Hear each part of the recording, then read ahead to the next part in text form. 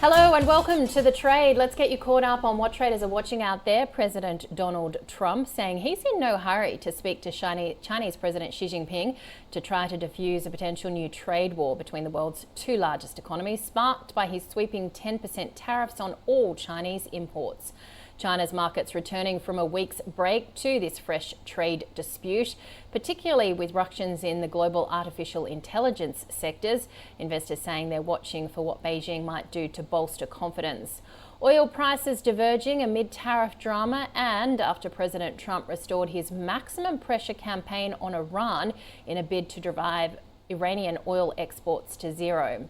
And gold prices, no surprise, hitting an all-time high amid safe haven demand, while soybean futures jumping to their highest level since July on easing concerns that trade disputes will disrupt US agricultural exports.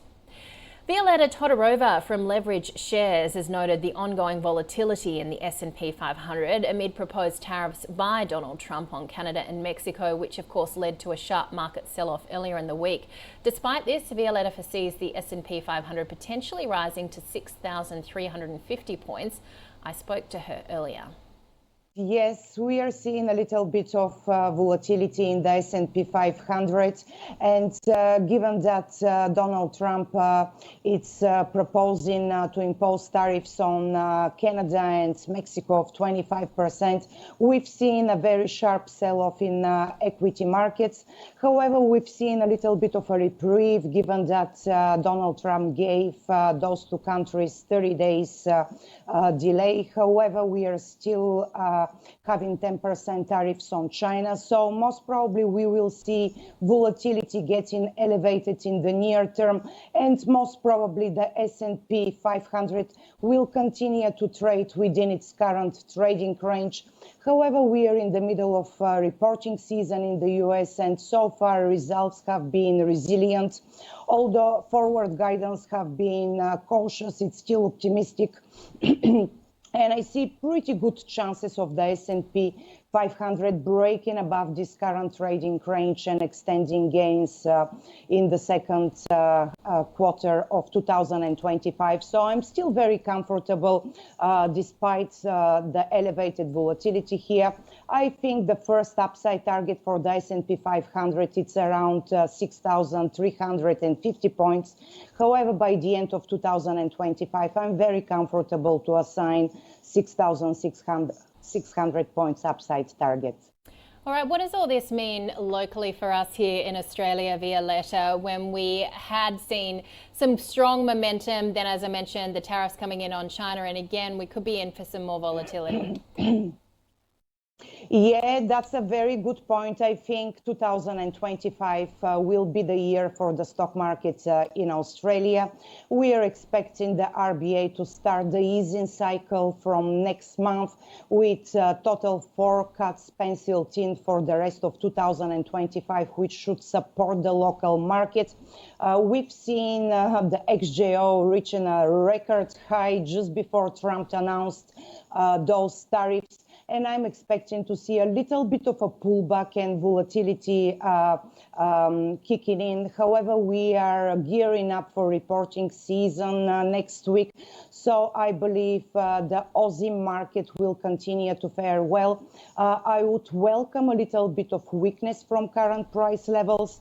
However, I think that pullback would be short-lived, and I'm seeing the XJO first reaching a new record high of 5,500 points, and by the end of 2025, trading at around 8,800 points. The other factor we're very much focusing in amidst all this volatility is gold and the flight to safety. Violetta, what are the technicals showing us?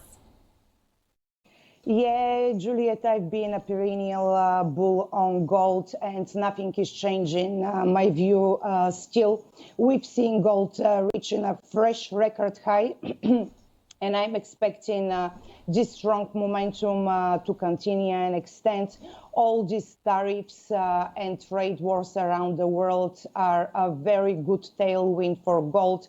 plus we have seen some increased gold purchases from China at the end of 2024, and I'm expecting this trend to continue. Although in the US, the Federal Reserve is unlikely to extend the aggressive interest rate hikes cuts we've seen in 2024, which is a headwind for gold. However, we still have chances to see additionally 2 rate cuts from the Fed. And let's not forget that the rest of the central banks around the world are cutting. So I still very positive environment for gold in 2025. My first upside target is $3,000 an ounce, and potentially by the end of 2025, we can see the yellow metal trading at around 3,200 points. So we are outperforming global equity markets from the beginning of the year, looking at gold, and I wouldn't be surprised to see this overperformance extending in 2025. All right, let's drill down into some stocks to watch then. What do you like about Northern Star? Yeah, Northern Star is actually one of my picks in the sector.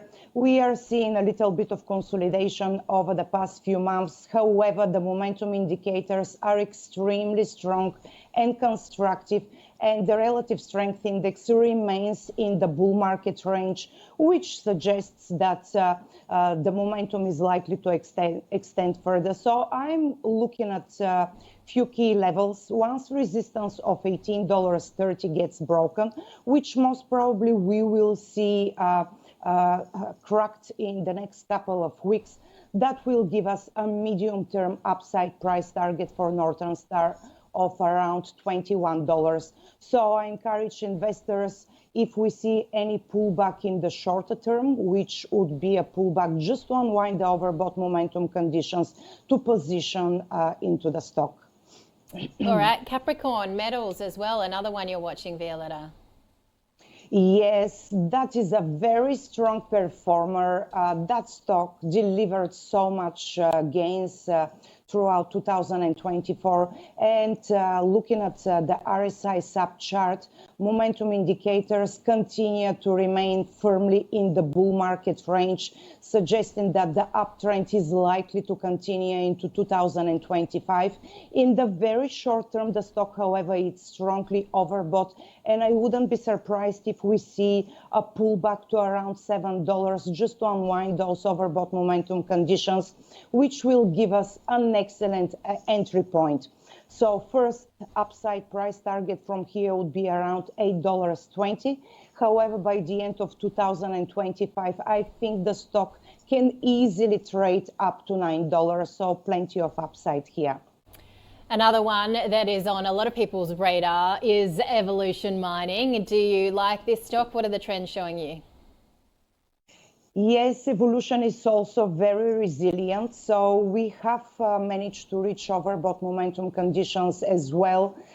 We are tracking very well the price of gold with Evolution. So I wouldn't be surprised if we see a little bit of a pullback to around $5.20, which would present a great buying opportunity. And then I am expecting to see a strong rebound to around $6.50, and by the end of 2025 to around $6.80. So plenty of upside with Evolution as well. And with Perseus too, Violetta? Yes, Perseus is also very resilient, and it's again one of my favorite smaller gems. We have seen the price consolidating within the boundaries of ascending triangle over the past 3 months. However, the RSI is becoming stronger and stronger, and we've seen the upper boundary of the triangle being broken a few days ago, which is showing that Perseus is ramping up momentum. So I am quite comfortable to acquire around current price levels. First upside target for me is going to be around $3.50. However, I wouldn't be surprised if by the end of the year, Perseus is trading around $3.80. So quite good pick within the gold sector. Todorova joining us there from Leverage Shares. That does it for this edition of The Trade. Be sure to join us again tomorrow.